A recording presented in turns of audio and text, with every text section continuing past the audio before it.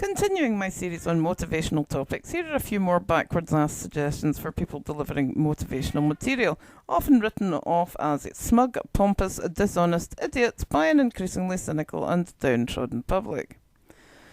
1. I'm not good enough. Yeah, that's a great excuse. It's nice and vague, covers all angles. Of course you are, and if you're not, then you need to break your goal into manageable chunks and take it one step at a time. There are times when you can only spend 10 minutes a day on your goal, whatever that happens to be. You owe it to yourself to have no regrets later. 2. I'm too fat. From experience, you probably got fat because you neglected yourself in favour of other people, or some imaginary idea that being a good citizen involved tasting every product that was advertised to you. How often have you watched an advert and wondered how the very slim model possibly gets away with eating pizza, chocolate, takeout food, etc.? Every item you eat and every choice you make is causing the problem. I am more aware than most that speaking up for yourself, sleeping sufficiently, taking time for your health, relaxing is considerably more difficult and seems like less of a priority than whatever else you're doing, whether that is work or other people. Although it seems easier to shut up and eat something before rushing headlong towards your next appointment, you really need to get selfish to solve that issue. Some people need to be rejected, some tasks need to be postponed, and you need to stop hearing the insults that are preventing you from getting your romantic, professional, or alternative goals fulfilled. It is too easy to assume that you will lose weight and your life will change. It won't.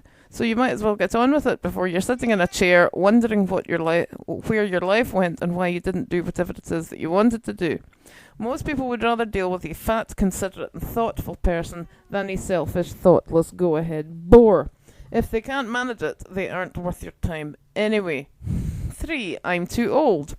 This situation is unlikely to change, so either you disregard this thought or take up dominoes instead of whatever you were planning on doing. 4. I don't have enough money. As I have mentioned in previous posts, this is a question of using your imagination to rethink your plans. I have not come across an idea yet that could not have been off the ground cheaper and faster.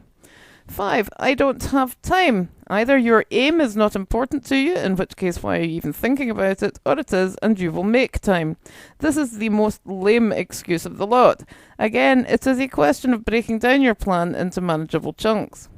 6. People like me don't get to do that. Inadequacy is a boring excuse. You are adequate. Start from there.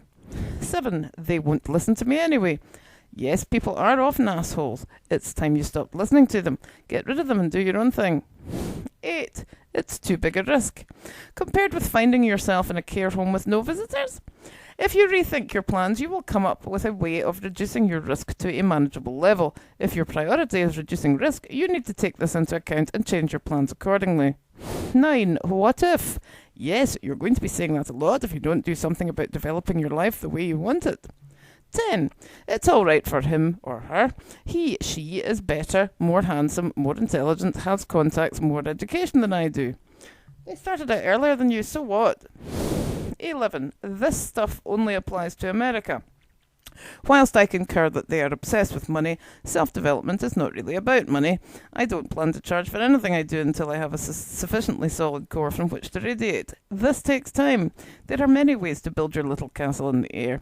It's really up to you how you go about marketing and developing your particular product. You do not have to turn into a brainwashed clone to engage in personal growth. 12. She is a scammer. Yeah, this is another good non-specific excuse. It's unclear why it's used so often when speakers do relatively innocuous things like selling health food or courses. This is really not a good reason to stop you from doing anything to help yourself.